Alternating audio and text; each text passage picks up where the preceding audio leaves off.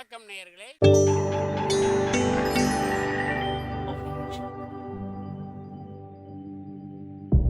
மகிழ்ச்சிக்கோர் தென்கட்சி என்ற அலைவரிசையில்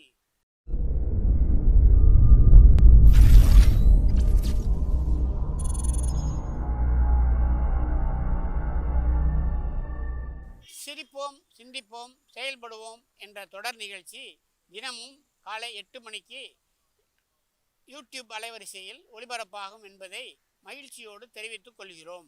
ஒரு நண்பர் சினிமா படம் தயாரிக்கிறவர், அவர்கிட்ட ஒரு நாள் பேசிக்கிட்டு இருந்தேன். அது எப்படி சார், நீங்கள் எடுக்கிற எந்த படமும் கையை கடிக்காத அளவுக்கு எடுத்துடுறீங்களே, அது எப்படின்னு கேட்டேன். அது ஒன்றும் பெரிய விஷயம் இல்லை சார். பெண்களுக்குன்னு சில உருக்கமான காட்சிகள், இளைஞர்களுக்குன்னு சில நடனங்கள், அடிதடி காட்சிகள், அப்புறம் வயசானவங்களுக்குன்னு சில ஆன்மீக காட்சிகள், சின்ன பிள்ளைங்களுக்கு சிரிப்பு, இப்படி எல்லாமும் சேர்த்து நான் படம் எடுக்கிறேன். மசாலா படம்னு பேர். இது ரொம்ப பெருசாக இல்லைன்னாலும் ஓரளவுக்கு சுமாராக ஓடிடும், கையை கடிக்காது அப்படின்னார். இது ஒரு உத்தி. சில பத்திரிகை ஆசிரியர்களும் இந்த உத்தியை கையாளுறது உண்டு. இந்த உத்திக்கு பார்னம் உத்தி அப்படின்னு பேர். பார்னம் எஃபெக்ட் அப்படின்னு சொல்லுவாங்க. அதாவது ஃபீனியஸ் டி பார்னம் அப்படின்னு ஒருத்தர் அமெரிக்காவில் இருந்தாராம். அதாவது 19ஆம் நூற்றாண்டில் அமெரிக்காவில் கொடிகட்டி பறந்த ஒரு சர்க்கஸ் நிறுவனத்தின் அதிபர் அவர். இந்த உலகத்தில் ஒவ்வொரு நிமிஷமும் ஒரு ஏமாளி பறந்துக்கிட்டே இருக்கிறான் அப்படிங்கிறது அவருடைய சித்தாந்தம். ஒவ்வொருத்தரையும் திருப்திப்படுத்துகிற அளவுக்கு அம்சங்களை கொஞ்சம் கொஞ்சமாக கலந்து கேளிக்கை நிகழ்ச்சிகளை நடத்தினது தான் அவருடைய மகத்தான வெற்றிக்கு காரணம். அதனால் அந்த உத்தியை யார் கடைப்பிடிச்சாலும் சரி, அதுக்கு பார்னம் உத்தி அப்படின்னு பேர் வந்துட்டுது.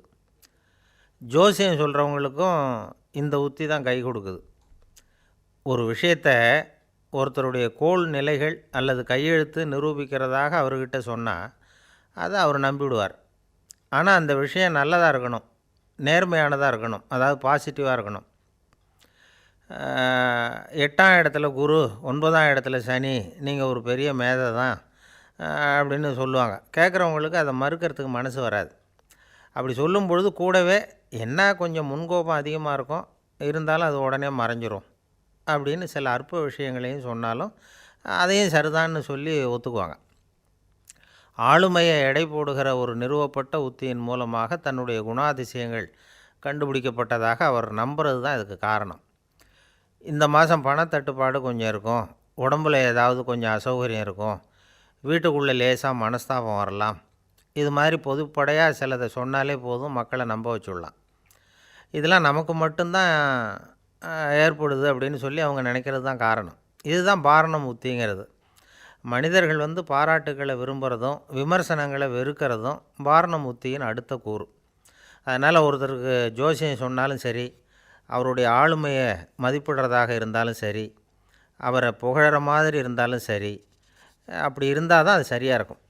சாதகமான விஷயங்களை அதிகமாகவும் பாதகமான விஷயங்களை நாசூக்காகவும் சொன்னால் மக்கள் அதை நம்பிவிடுவாங்க.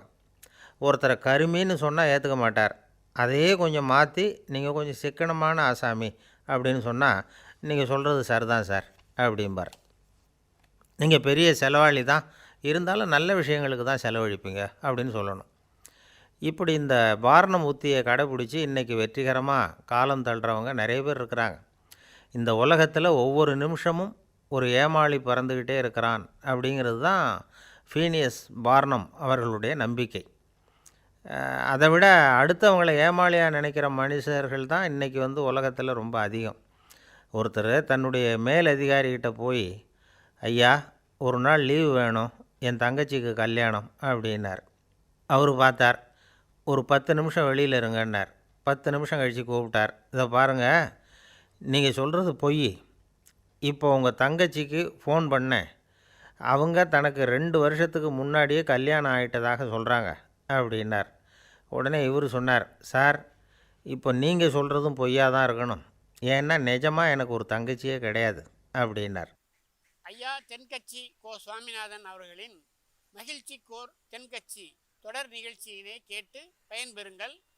நிகழ்ச்சியினை பிடித்திருந்தால் உங்களுக்கு கமெண்ட் பாக்ஸில் உங்கள் கமெண்ட்டுகளை பதிவு செய்யுங்கள், ஷேர் செய்யுங்கள், லைக் செய்யுங்கள், கண்டிப்பாக சப்ஸ்கிரைப் செய்யுங்கள். நன்றி, வணக்கம்.